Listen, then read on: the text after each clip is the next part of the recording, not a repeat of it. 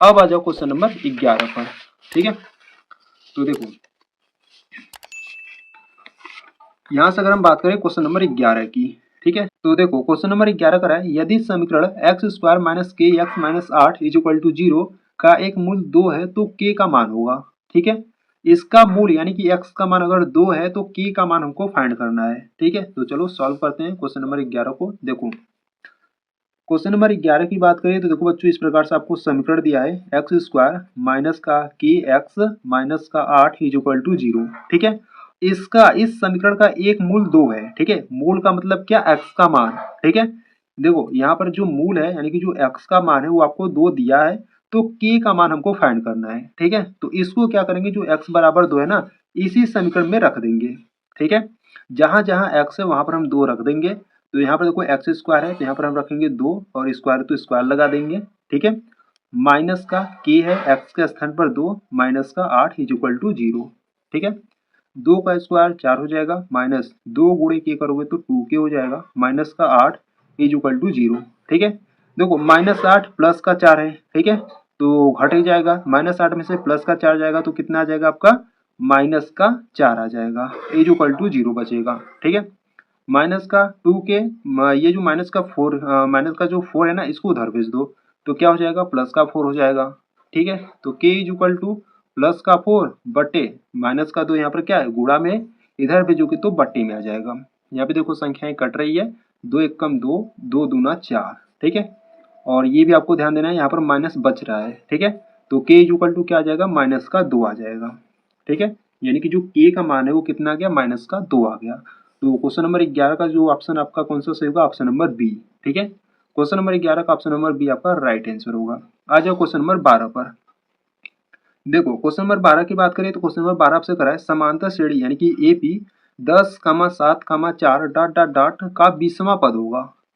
इसमें आपको क्या करना है, 20वां पद फाइंड करना है। ठीक है, तो चलो सॉल्व करते हैं क्वेश्चन नंबर 12 को। देखो यहाँ से अगर हम बात करें क्वेश्चन नंबर 12 की, ठीक है, यहाँ से आपको देखो बच्चों एक एपी यानी कि समांतर श्रेणी दिया है, 10,7,4 डॉट डॉट डॉट इस प्रकार से दिया है, और यहाँ से हमको 20वां पद पूछ रहा है। ठीक है, तो पहले हम क्या करेंगे, जो जो दिया ना पहले लिख लेंगे। ठीक है, देखो यहाँ से अगर हम बात करें प्रथम पद की, प्रथम पद को हम ए से डिनोट करते हैं। ठीक है, तो जो प्रथम पद यानी कि जो ए का मान है वो कितना है, 10 है। ठीक है, और यहाँ से अगर हम बात करें सर्वांतर की, सर्वांतर यानी कि डी, डी हम कैसे फाइंड करते हैं, दूसरे पद में से पहले पद को घटाते हैं। ठीक है, तो दूसरा पद कौन सा है, 7 है, माइनस पहला पद क्या है, 10 है, तो माइनस 10 में से प्लस का 7 जाएगा तो माइनस का 3, यानी कि जो डी का मान है वो कितना है, माइनस का 3 आ गया। ठीक है, और यहाँ से अगर हम बात करें ये जो 20वां पद यानी कि जो n का मान है वो 20 है। ठीक है, यानी कि पदों की संख्या कितना है, पदों की संख्या यानी कि n का मान 20 है, और यहाँ से हमको 20वां पद यानी कि a 20 हमको फाइंड करना है। ठीक है, तो a 20 फाइंड करना है तो हमको क्या करना है, देखो इसको दो तरीके से इसको सॉल्व कर सकते हो। ठीक है, एक होता है डायरेक्ट मेथड, तो डायरेक्ट मेथड से अगर हम बात करें तो देखो a 20 को हम क्या लिखेंगे, a लिखेंगे प्लस 20 से एक कम क्या होगा, 19 होगा, इंटू डी कर देते हैं। ठीक है, तो a 20 इज इक्वल टू ए का मान क्या है, ए का मान 10 है, प्लस 19 इंटू डी का मान क्या है, डी का मान माइनस का 3 है। अब इसको सॉल्व करते हैं, तो ए 20 इज इक्वल टू 10 और 19 गुणे 3 करोगे तो आपका कितना हो जाएगा, 57 हो जाएगा। ठीक है, और ए 20 इज इक्वल टू माइनस 57 में से प्लस का 10 जाएगा तो आपको आपके पास कितना बचेगा, माइनस का 47 बचेगा। ठीक है, यानी कि जो 20वां पद है वो कितना है, माइनस का 47 है। ठीक है, तो क्वेश्चन नंबर 12 का जो आंसर है वो माइनस का 47 आ गया। तो देख लो कौन सा ऑप्शन सही होगा, ऑप्शन नंबर ए आपका राइट आंसर होगा। ठीक है, तो आ जाओ क्वेश्चन नंबर 13 पर। देखो क्वेश्चन नंबर 13 की बात करें तो क्वेश्चन नंबर 13 का है, 10 सेमी त्रिज्या वाले एक वृत्त के बिंदु P पर स्पर्श रेखा PQ है। ठीक है, केंद्र O से जाने वाली एक रेखा से बिंदु Q पर इस प्रकार मिलती है कि OQ इक्वल टू 12 सेमी, तो PQ की लंबाई होगी। ठीक है, तो यहाँ से हमको PQ की लंबाई यानी कि फाइंड करना है। ठीक है, यानी कि जो स्पर्श रेखा गया है ना उसकी लंबाई हमको फाइंड करना है। ठीक है, तो चलो सॉल्व करते हैं क्वेश्चन नंबर 13 को। देखो देखो यहाँ से अगर हम बात करें क्वेश्चन नंबर 13 की, ठीक है, देखो यहाँ से अगर हम बात करें तो यहाँ पर आपको एक वृत्त पहले बना लेना है। ठीक है, क्योंकि वृत्त पर एक स्पर्श रेखा है। ठीक है, तो इस प्रकार से एक वृत्त बना लेते हैं। ठीक है, और एक वृत्त पर जो स्पर्श रेखा है वो बिंदु P पर है, ठीक है। यानी कि इस पर जो स्पर्श रेखा है ना वो किस पर है, बिंदु P पर है। यानी कि यहाँ पर जो है वो बिंदु क्या है, P है, ठीक है। और यहाँ पर जो केंद्र है ना, देखो केंद्र O, यानी कि यहाँ पर जो केंद्र O है, ठीक है, केंद्र O से जाने वाली एक रेखा एक बिंदु Q पर इस प्रकार मिलती है कि OQ इक्वल टू कितना है, 12 सेंटीमीटर है, ठीक है। यानी कि यहाँ पर आपका क्या है, कोई Q बिंदु है, ठीक है। और ये जो है ना वो आपका कितना है, 12 सेंटीमीटर है, ठीक है। यहाँ पर आपका कोई बिंदु Q है और जो OQ का लंबाई है वो कितना है, 12 सेंटीमीटर है। PQ की लंबाई फाइंड करो, इस PQ का मान हमको फाइंड करना है, ठीक है। ये आपका वृत्त का केंद्र हो गया, ये स्पर्श बिंदु हो गया, और इसको अगर हम मिला देंगे तो ये आपका त्रिज्या हो जाएगा, ठीक है। और बच्चों ये आपको मालूम होगा कि स्पर्श रेखा और त्रिज्या के बीच का जो कोण होता है वो हमेशा कितना होता है, 90 अंश का होता है, ठीक है। तो ये आपका क्या हो जाएगा, 90 अंश का हो जाएगा, ठीक है। और मान लो इसको हम थीटा मान लेते हैं, ठीक है। मान लो इसको अगर हम थीटा मान लेते हैं तो 90 अंश के सामने वाला जो भुजा होगा वो आपका कर्ण हो जाएगा, ठीक है। देखो 90 अंश के सामने वाला भुजा यानी कि ये वाला भुजा आपका क्या हो जाएगा, कर्ण हो जाएगा, ठीक है। और थीटा के सामने वाला भुजा आपका क्या हो जाएगा, लंब हो जाएगा, ठीक है। ये क्या हो जाएगा, ये आपका लंब हो जाएगा, और ये PQ जो है ना ये आपका आधार हो जाएगा, ठीक है। PQ आपका क्या हो जाएगा, आधार हो जाएगा, जो कि हमको फाइंड करना है, ठीक है। तो इसमें हम क्या करेंगे ना, त्रिभुज PQO में हम क्या करेंगे, पाइथागोरस प्रमेय लगा देंगे, ठीक है। तो यहाँ से अगर हम बात करें तो देखो, यहाँ से अगर हम बात करें तो त्रिभुज POQ में अगर हम बात करें पाइथागोरस प्रमेय से, ठीक है, पाइथागोरस प्रमेय से। पाइथागोरस प्रमेय क्या होता है, पाइथागोरस प्रमेय होता है कर्ण का स्क्वायर इज इक्वल टू लंब का स्क्वायर, ठीक है। कर्ण का स्क्वायर इज इक्वल टू लंब का स्क्वायर प्लस आधार का स्क्वायर, ये आपका क्या होता है, पाइथागोरस प्रमेय होता है, ठीक है। तो देखो बच्चों यहाँ पे जो कर्ण है वो कौन सा है, जो कर्ण है वो आपका OQ है, ठीक है। यहाँ पर OQ हो जाएगा, इसका स्क्वायर इज इक्वल टू लंब की बात करें तो लंब आपका OP होगा, ठीक है। और यहाँ पर प्लस आधार की बात करें तो आधार आपका PQ होगा, ठीक है, जो कि हमको फाइंड करना है, ठीक है। और यहाँ पर एक और बात, यहाँ पर जो त्रिज्या था ना, देखो यहाँ पर आपका 10 सेंटीमीटर है, यानी कि जो त्रिज्या है वो कितना है, 10 सेंटीमीटर है, ठीक है। तो ये आपका जो त्रिज्या है वो 10 सेंटीमीटर है, ठीक है। अब यहाँ पर हम सभी मान को रखते हैं, तो देखो OQ की बात करें तो OQ का जो मान है वो 12 सेंटीमीटर है, ठीक है। तो यहाँ पर हो जाएगा 12, स्क्वायर लगा दो, इज इक्वल टू OP की बात करें तो OP का मान 10 है, ठीक है। और प्लस PQ स्क्वायर, इसको हमको फाइंड करना है, ठीक है। तो 12 का जो स्क्वायर होता है वो 144 होता है, इज इक्वल टू 10 का स्क्वायर 100 होता है, प्लस PQ स्क्वायर, ठीक है। इस 100 को इधर भेजते हैं तो 144 माइनस का 100 हो जाएगा, इज इक्वल टू बचेगा PQ स्क्वायर, ठीक है। अच्छा दी देखो 144 में से 100 घटाओगे तो आपके पास कितना बचेगा, 44 बचेगा, इज इक्वल टू PQ का स्क्वायर, ठीक है। अगर स्क्वायर हटाएंगे तो ये संख्या अंडर रूट में चला जाएगा, ठीक है। तो स्क्वायर को हटा देते हैं और ये अंडर रूट में चला जाएगा, ठीक है। तो देखो अंडर रूट 44 को हम इसको इस प्रकार से लिख सकते हैं, क्या देखो इसको हम 11 गुणे 4 लिख सकते हैं, इज इक्वल टू PQ, ठीक है। 4 का अगर हम वर्गमूल निकाले तो 2 आएगा, और 11 आपका अंडर रूट में ही रहेगा, ठीक है। इज इक्वल टू क्या बचेगा, PQ बचेगा, ठीक है। यानी कि सॉल्व करने पर क्या आ गया, सॉल्व करने पर आ गया 2 इंटू अंडर रूट 11 आ गया, ठीक है। तो क्वेश्चन नंबर 13 का जो आंसर है वो आपका आ गया 2 इंटू अंडर रूट 11 आ गया, ठीक है। तो देख लो कौन सा ऑप्शन सही होगा। तो क्वेश्चन नंबर 13 का जो ऑप्शन नंबर सी है वो आपका राइट आंसर होगा, ठीक है। 2 अंडर रूट में 11 सेंटीमीटर, ठीक है। तो इस प्रकार से बच्चों आपको क्वेश्चन नंबर 13 को आपको सॉल्व करना था, ठीक है। अब आ जाओ क्वेश्चन नंबर 14 पर। तो देखो यहाँ से अगर हम क्वेश्चन नंबर 14 की बात करें तो क्वेश्चन नंबर 14 का है, यदि दो घनों जिनमें से प्रत्येक का आयतन 8 सेमी क्यूब है के संलग्न फलकों को एक सिरे से दूसरा सिरा मिलाकर जोड़ दिया जाता है तो इससे प्राप्त घनाभ का पृष्ठीय क्षेत्रफल क्या होगा, ठीक है। पहले आपके पास दो घन है, दोनों घनों का जो आयतन है ना वो आपके पास कितना है, 8 सेमी क्यूब है, ठीक है। फिर क्या करते हैं, दोनों घनों को मिला देते हैं, ठीक है, यानी कि दोनों घनों को जोड़ देते हैं। जब दोनों घनों को जोड़ोगे तो आपका एक घनाभ बन जाएगा, ठीक है। अब उस घनाभ को हमको पृष्ठीय क्षेत्रफल फाइंड करना है, ठीक है। तो चलो सॉल्व करते हैं क्वेश्चन नंबर 14 को। देखो क्वेश्चन नंबर 14 की बात करें, ठीक है। तो क्वेश्चन नंबर 14 में आपको पहले इस प्रकार से दो घन बना लेना है, ठीक है। इस प्रकार से आपको दो घन बना लेना है। ठीक है, और एक और इस प्रकार से घन बना लेना है। ठीक है,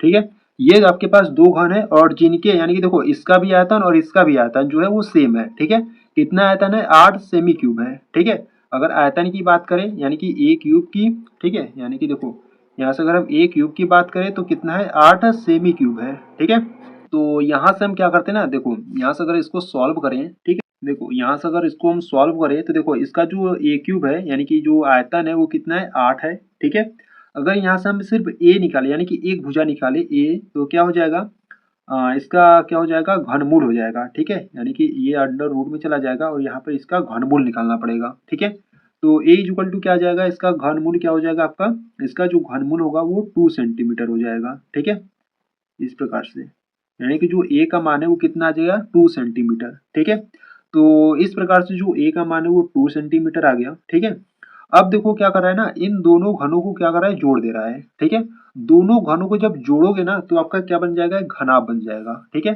किस प्रकार से जोड़ा जाएगा, देखो इस प्रकार से क्या करो ना, दोनों घनों को जोड़ दो। ठीक है, पेन तो नहीं चल रहा है, इससे ही काम चलाते हैं। ठीक है, देखो दोनों घनों को क्या करो, इस प्रकार से जोड़ दो।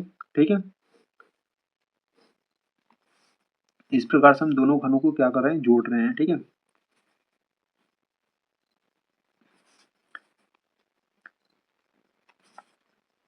ठीक है, इस प्रकार से हमने दोनों घनों को जोड़ दिया। ठीक है, ये फर्स्ट वाला घन है और ये सेकेंड वाला घन है। ठीक है, दोनों घनों को जोड़ दिया तो देखो बच्चों यहाँ पर इसका जो भुजा है, ठीक है, इसका जो भुजा था वो कितना था, 2 था, 2 सेंटीमीटर।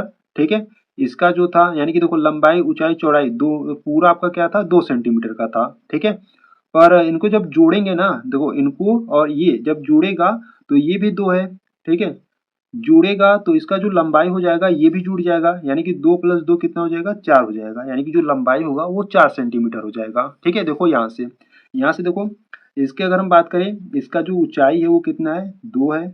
ठीक है, 2 सेंटीमीटर, और यहाँ से अगर हम लंबाई की बात करें तो देखो पहले घन का जो लंबाई था वो भी क्या था, 2 सेंटीमीटर था। ठीक है, और सेकेंड वाले घन का जो लंबाई था वो भी क्या था, 2 सेंटीमीटर था। ठीक है, और इसका जो लंबाई और चौड़ाई है वो भी क्या हो जाएगा आपका, 2 सेंटीमीटर ही रहेगा। ठीक है, परंतु यहाँ पे देखो ऊंचाई और चौड़ाई में तो कोई फर्क नहीं होगा, पर लंबाई में यहाँ पर क्या होगा, दोनों ऐड हो जाएगा। ठीक है, दोनों को ऐड करोगे तो कितना हो जाएगा, 4 हो जाएगा। ठीक है, क्योंकि यहाँ पर लंबाई क्या हो जाएगा, यहाँ पर जुड़ जाएगा। ठीक है, तो इस प्रकार से फिगर आपको बना लेना है।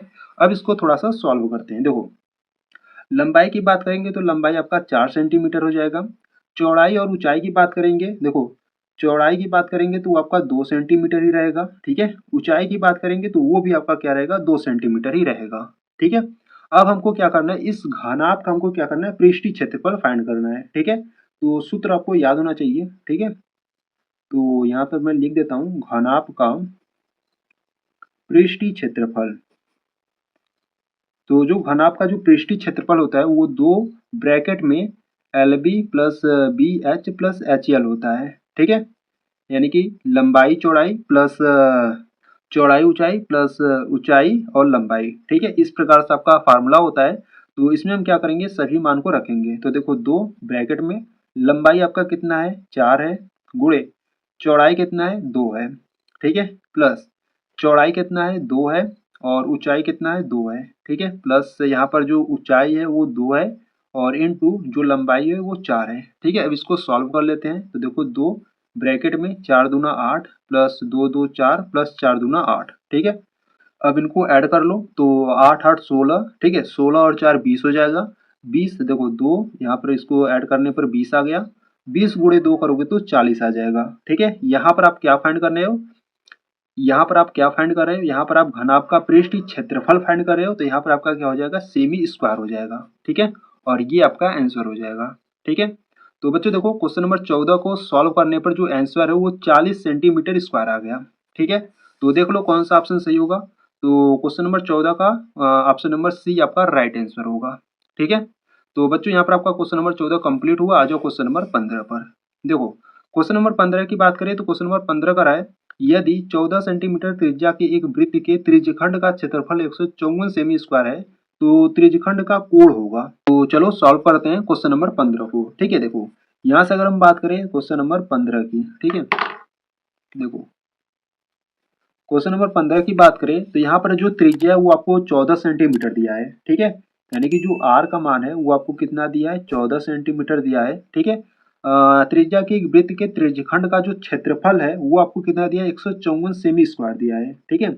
और क्या दिया है यहाँ से आपको त्रिज्यखंड का क्षेत्रफल, ठीक है, त्रिज्यखंड का क्षेत्रफल, त्रिज्यखंड का जो क्षेत्रफल है वो आपको 154 सेंटीमीटर स्क्वायर दिया है। तो त्रिज्यखंड का कोण क्या होगा, ठीक है, यानी कि कोण यानी कि थीटा हमको क्या करना है, फाइंड करना है, ठीक है, इस थीटा को हमको निकालना है, ठीक है। तो देखो यहाँ से अगर हम बात करें, ठीक है, तो ये आपको फार्मूला याद होना चाहिए, त्रिज्यखंड का क्षेत्रफल, ठीक है। त्रिज्यखंड का जो क्षेत्रफल होता है वो क्या होता है, त्रिज्यखंड का क्षेत्रफल होता है थीटा बटे 360 इंटू पाई आर स्क्वायर होता है, ठीक है। तो यहाँ पर हम क्या करेंगे, सभी मान को रखेंगे और यहाँ से थीटा का मान फाइंड करेंगे, ठीक है। तो देखो त्रिज्यखंड का जो क्षेत्रफल है वो 154 है, ठीक है, तो यहाँ पर रख दो 154 इज इक्वल टू थीटा बट्टे 360 हो जाएगा, इंटू में पाई का मान क्या करो, रख दो 22/7, ठीक है, और इंटू आर स्क्वायर है, आर का मान यहाँ पर 14 है, ठीक है, तो 14 गुणे 14 कर दो, ठीक है। अब इसको क्या करो, सॉल्व कर लेते हैं, ठीक है। तो देखो यहाँ से अगर हम बात करें तो देखो 7 एकम 7, 7 दूना 14 हो जाएगा, ठीक है, और ये जो 360 है इधर आपका भाग में है, ठीक है, इधर भेजोगे तो गुणा में हो जाएगा, यानी कि 154 गुणे 360, ठीक है, और बट्टे में क्या आ जाएगा, इधर जो गुणा में होगा वो बट्टे में आ जाएगा, ठीक है, तो यहाँ पर 22 आ जाएगा और 14 दूना 28, ठीक है, इज इक्वल टू में आपका थीटा सिर्फ बचेगा, ठीक है। अब इसको थोड़ा सा सॉल्व करते हैं, ठीक है। देखो यहाँ से अगर हम बात करें, यहाँ से देखो संख्याएं कट रही है, ठीक है, तो काटो, देखो यहाँ से अगर हम बात करें तो 7 से काटते हैं, ठीक है, तो 7 चौक कितना हो जाएगा, 28 हो जाएगा, ठीक है, और इससे 7 से काटो तो 7 दूना 14, एक बचेगा, एक इसके सामने आएगा तो ये 14 हो जाएगा, और 7 दूना 14, ठीक है, और यहाँ पे देखो 22 और 22 कैंसिल आउट हो जाएगा, ठीक है, यहाँ पर 4 बच रहा है और यहाँ पर 360 बच रहा है, ठीक है, तो 4 एकम 4, ठीक है, और 4 नवैया 36, यानी कि यहाँ पर आपका 90 बचेगा, ठीक है, यानी कि जो थीटा का मान है वो कितना आ गया, 90 आ गया, ठीक है। इस प्रकार से इसको आपको फाइंड करना था, ठीक है। तो क्वेश्चन नंबर 15 को सॉल्व करने पर जो थीटा का मान है वो 90 अंश आ गया, ठीक है। तो देखो कौन सा ऑप्शन सही होगा, क्वेश्चन नंबर 15 का जो ऑप्शन नंबर बी है वो आपका राइट आंसर होगा, ठीक है। अब आ जाओ क्वेश्चन नंबर 16 पर। देखो क्वेश्चन नंबर 16 की बात करें तो क्वेश्चन नंबर 16 का है 2 साइन 30 अंश इंटू कॉस 30 अंश का मान होगा, ठीक है। इसमें आपको क्या करना है, साइन 30 अंश का मान रख दो और कॉस 30 अंश का मान रख दो और इसको सॉल्व कर लो, आंसर आ जाएगा, ठीक है। तो चलो हल कर लेते हैं क्वेश्चन नंबर 16 को, ठीक है। देखो क्वेश्चन नंबर 16 की बात करें तो यहाँ पर आपको क्या दिया है, 2 साइन 30 अंश और इनटू कॉस 30 अंश दिया है, ठीक है। तो यहाँ पर हम सभी का मान ही रख देंगे, तो 2 गुणे साइन 30 अंश का मान क्या होता है, 1/2 होता है, और कॉस 30 अंश का मान क्या होता है, कड़ी में 3/2 होता है, ठीक है। तो यहाँ से 1 2 और 1 2 कैंसिल आउट हो जाएगा और यहाँ से सिर्फ आपका क्या बचेगा, √3/2 बचेगा, ठीक है। तो क्वेश्चन नंबर 16 का जो आंसर है √3/2, कौन सा ऑप्शन सही होगा, ऑप्शन नंबर डी आपका राइट आंसर होगा, ठीक है। क्वेश्चन नंबर 16 का ऑप्शन नंबर डी आपका राइट आंसर होगा। आ जाओ क्वेश्चन नंबर 17 पर। देखो क्वेश्चन नंबर 17 की बात करें तो क्वेश्चन नंबर 17 का है, यदि sine theta is equal to 3/4 है तो टेन थीटा का मान होगा, ठीक है। तो साइन थीटा आपको दिया है और टेन थीटा पूछ रहा है, ठीक है। तो चलो सॉल्व करते हैं क्वेश्चन नंबर 17 को। देखो क्वेश्चन नंबर 17 की बात करें तो देखो यहाँ पर आपको क्या दिया है, यहाँ पर आपको साइन थीटा दिया है, ठीक है, यहाँ पर आपको sine theta is equal to कितना दिया है, 3/4 दिया है, ठीक है। तो आपसे टेन थीटा का मान पूछ रहा है, ठीक है। तो देखो बच्चों यहाँ से अगर हम बात करें तो साइन थीटा क्या होता है, साइन थीटा बराबर होता है आपका लंब बटा कर्ण होता है, ठीक है। साइन थीटा बराबर क्या होता है, लंब बटा कर्ण होता है, आप इस प्रकार से भी याद कर सकते हो, लाल बटे कक्का से, ठीक है। ये आपका क्या होता है, फार्मूला होता है। देखो ये साइन के लिए होता है, ये कॉस के लिए होता है, ये टेन के लिए होता है, ठीक है। तो साइन के लिए लंब बटा कर्ण, कॉस के लिए आधार बटा कर्ण, और टेन के लिए क्या होता है, लंब बटा आधार होता है, ठीक है। और कोसेक सेक कॉट के लिए उल्टा चलता है, यानी कि नीचे से चलता है, ठीक है।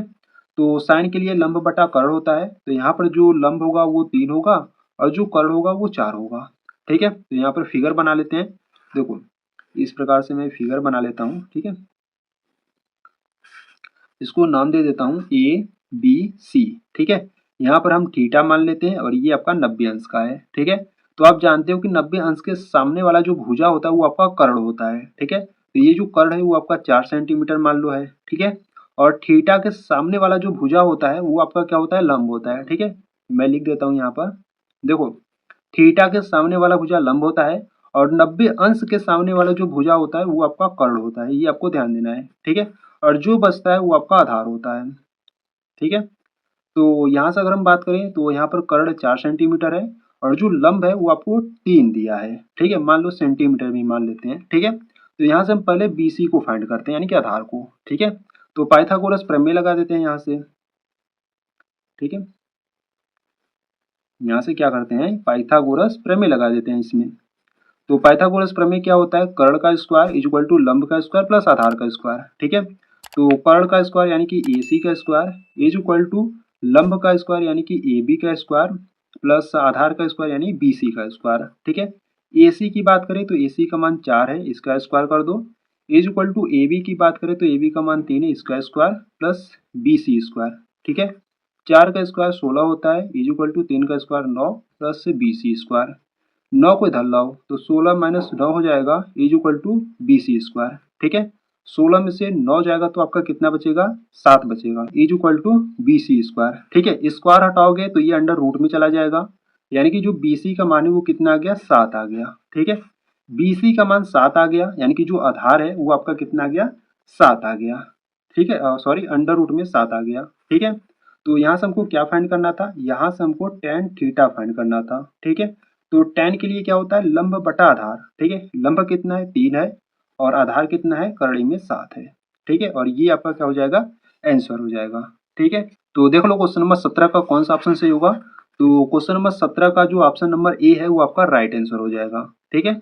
अब आ जाओ क्वेश्चन नंबर 18 पर। देखो क्वेश्चन नंबर 18 की बात करें तो क्वेश्चन नंबर 18 का है cosec A plus cot A एक ब्रैकेट में और दूसरे ब्रैकेट में 1 माइनस कॉस ए है का मान होगा, ठीक है। अब इसको सॉल्व करते हैं और इसका मान फाइंड करते हैं, ठीक है। तो आ जाओ क्वेश्चन नंबर 18 पर। देखो क्वेश्चन नंबर 18 की बात करते हैं, ठीक है। तो क्वेश्चन नंबर 18 आपको दिया है कोसेक ए, ठीक है, और प्लस में कॉट ए दिया है एक ब्रैकेट में, ठीक है। और सेकेंड वाले ब्रैकेट में 1 माइनस का कॉस ए दिया है, ठीक है। अब इसको थोड़ा सा सॉल्व करते हैं। देखो कोसेक को हम क्या लिख सकते हैं, कोसेक को हम 1/sin ए लिख सकते हैं, ठीक है। प्लस कॉट की बात करें तो कॉट को चेंज कर लो कॉस ए बट्टे साइन ए में, ठीक है। और इसको क्या करो ना, इसको इसी प्रकार से बस लिखते जाओ, ठीक है, बाद में ये कटेगा। तो इसको थोड़ा सा सॉल्व करो। देखो यहाँ पर हर समान है तो अंश जुड़ जाता है, ठीक है। तो हर समान है तो अंश को क्या करो, जोड़ दो और बट्टे में क्या हो जाएगा आपका साइन ए हो जाएगा, ठीक है। और ये आपका है 1 माइनस का कॉस ए, ठीक है। तो यहाँ पर अगर हम बात करें तो देखो एक ब्रैकेट में अगर इस प्रकार से इसको इस प्रकार से लिख सकते हैं क्या, देखो एक ब्रैकेट में 1 प्लस का कॉस ए, ठीक है, और एक ब्रैकेट में 1 माइनस का कॉस ए, ठीक है, और सबके बट्टे साइन ए लगा दो, ठीक है। एक ब्रैकेट में 1 प्लस का कॉस ए है और नेक्स्ट वाले ब्रैकेट में 1 माइनस का कॉस ए है, ठीक है। यानी कि यहाँ पर वर्गांतर का सूत्र लग रहा है, ठीक है। वर्गांतर यानी कि देखो ये वाला फार्मूला याद है ना, वर्गांतर वाला A square minus B square is equal to क्या होता है, एक ब्रैकेट में ए प्लस बी और अगले वाले ब्रैकेट में ए माइनस बी होता है, ठीक है। तो ये वाला जो फार्मूला है इसमें हम लगा देंगे, ठीक है। तो जब लगाओगे तो यहाँ पर आपका हो जाएगा एक का स्क्वायर माइनस का कॉस स्क्वायर ए हो जाएगा और बट्टे में क्या बचेगा आपका साइन ए बचेगा, ठीक है। तो एक स्क्वायर माइनस कॉस स्क्वायर ए किसके इक्वल होता है, साइन स्क्वायर ए के इक्वल होता है, ठीक है। कैसे होता है बता रहा हूँ, देखो बट्टे में साइन ही है, ठीक है। यहाँ पर आपका जो समीका होता है sine square A plus cos square A is equal to 1 होता है, ठीक है। तो इसको हमने क्या किया, इस कॉस को क्या किया, इस बगल भेज दिया, ठीक है। जब कॉस को उस बगल भेजोगे तो क्या निकल के आएगा, 1 माइनस का कॉस स्क्वायर ए, ठीक है। तो इसको हमने साइन स्क्वायर ए यहाँ पर लिख दिया इस प्रकार से, ठीक है, समझे। तो यहाँ पर क्या करेंगे, साइन ए और यहाँ पर स्क्वायर यानी कि 2 साइन है तो यहाँ पर एक साइन को काट देंगे, ठीक है। यहाँ पर देखो स्क्वायर था यानी कि एक साइन कटेगा तो एक साइन बचेगा आपका, ठीक है। यानी कि देखो इसको सॉल्व करने पर हमारा क्या आ गया, साइन ए आ गया, ठीक है। क्वेश्चन नंबर 18 को सॉल्व करने पर कितना आ गया, साइन ए आ गया, ठीक है। तो देख लो कौन सा ऑप्शन सही होगा, क्वेश्चन नंबर 18 का जो ऑप्शन नंबर डी होगा वो आपका राइट आंसर होगा, ठीक है। अब आ जाओ क्वेश्चन नंबर 19 पर। देखो क्वेश्चन नंबर 19 की बात करें तो क्वेश्चन नंबर 19 करा है 1 माइनस टेन स्क्वायर ए बट्टे 1 माइनस कॉट स्क्वायर ए का मान होगा। ठीक है। अब इसको भी सॉल्व करेंगे और इनका भी मान फाइंड करेंगे। ठीक है। तो चलो सॉल्व करते हैं क्वेश्चन नंबर 19 को। ठीक है। देखो क्वेश्चन नंबर 19 की बात करें तो आपको दिया है 1 माइनस का टेन स्क्वायर ए बट्टे 1 माइनस का कॉट स्क्वायर ए। ठीक है। अब इसका मान आपको फाइंड करना है। तो यहाँ से हम क्या करेंगे ना, इस टेन और कॉट को क्या करेंगे, ओपन करेंगे। ठीक है। देखो कैसे, देखो यहाँ से अगर हम बात करें तो इसको हम लिखेंगे 1 माइनस टेन को। देखो हम क्या क्या लिख सकते हैं, देखो टेन जो होता है ना बच्चों, उसको हम जैसे मान लो यहाँ पर टेन ए है तो टेन ए को हम लिखेंगे साइन ए बटे कॉस ए लिख सकते हैं। ठीक है। और जो कॉट ए होता है ना, उसको हम लिख सकते हैं, इसका उल्टा होता है। ठीक है। कॉस ए बटे साइन ए लिख सकते हैं। टेन ए को हम लिखेंगे साइन ए बट्टे कॉस ए और कॉट को हम लिखेंगे कॉस ए बट्टे साइन ए लिखेंगे। ठीक है।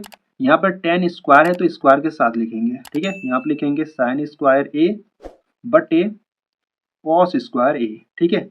और सबके बट्टे 1 माइनस कॉट को हम क्या लिखेंगे, इसको लिखेंगे कॉस स्क्वायर ए बटे साइन स्क्वायर ए। ठीक है। अब इसको थोड़ा सा सॉल्व करेंगे। ठीक है। कॉस स्क्वायर ए का गुणा एक में करोगे तो आपको क्या मिलेगा, आपको मिलेगा कॉस स्क्वायर ए माइनस साइन स्क्वायर ए और सबके बट्टे क्या हो जाएगा आपका कॉस स्क्वायर ए हो जाएगा। ठीक है। और यहाँ पर सबके बट्टे, ठीक है, इक्वल का चिन्ह लगा दो। साइन स्क्वायर ए का गुणा एक में करोगे तो आपको क्या मिलेगा, साइन स्क्वायर ए मिलेगा। माइनस का क्या है, कॉस स्क्वायर ए है और सबके बट्टे क्या हो जाएगा, साइन स्क्वायर ए हो जाएगा। ठीक है। देखो यहाँ से अगर हम बात करें तो इसको क्या करते हैं ना, इसको सही रूप में पहले लिखते हैं। ठीक है। इसको क्या करते हैं, सही रूप में लिखते हैं। यानी कि देखो इसको इस प्रकार से लिख सकते हैं क्या, कॉस स्क्वायर ए, ठीक है, माइनस साइन स्क्वायर ए। ठीक है। और बट्टे में क्या है, बट्टे में है कॉस स्क्वायर ए है। ठीक है। जब देखो ये सबके बट्टे यानी कि भाग में है, जब इसको गुणा में बदलोगे ना तो ये पलट जाएगा। ठीक है। यानी कि साइन नीचे है तो साइन आपका ऊपर चला जाएगा और ये जो ऊपर है ना ये आपका नीचे आ जाएगा। ठीक है। तो इसको हम लिख सकते हैं इस प्रकार से। देखो इसमें से क्या करो ना, माइनस को कॉमन कर लो। ठीक है। क्योंकि जब माइनस कॉमन करोगे ना तो ये इसकी इक्वल हो जाएगा और ये वाला आपका कैंसिल आउट हो जाएगा। ठीक है। देखो कैसे, यहाँ पर क्या करते हैं ना, इसमें माइनस को कॉमन करते हैं। माइनस कॉमन करोगे तो ये जो माइनस वाला है ये आपका प्लस हो जाएगा। ठीक है। और जो प्लस वाला था वो आपका माइनस वाला माइनस में हो जाएगा। ठीक है।